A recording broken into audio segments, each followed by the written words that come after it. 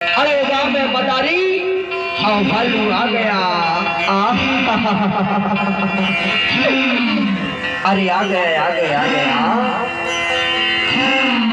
अरे ये भालू वाले, अरे काहे पर छोटे किसानी तो भालू का नाच दिगा।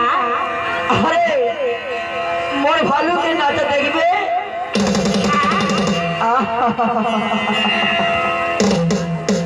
ए मोर छोटी किसानी, अरे तोर दिला खोल ना छोटी किसानी। ऐसे खोला था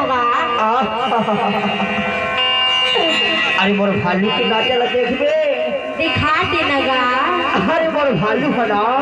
हाँ अरे अबर सुखर नाचत थी ऐसे हाँ तो दिखा देना मदारी बाबू।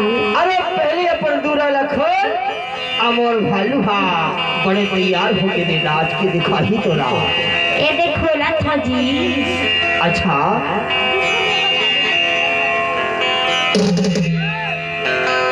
अरे खोलना दरवाजा लगे था। ये भालू वाले काहे तुम भालू के नाचा दिखा देना गा। अच्छा हाँ खड़ा हो जा मोर भालू नाचा दिखा दे छोटे किसानी के।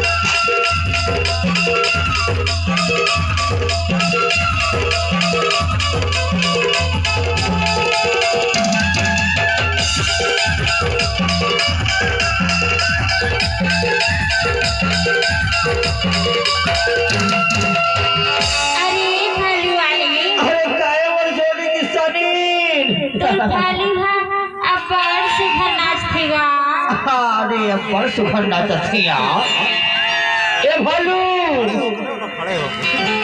अरे तना तनी खड़ा हो जा मोर भालू।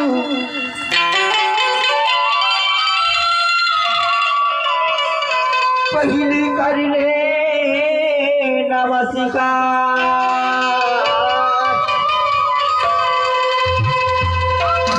अब तोला देखी बर छोटे किसान रहा।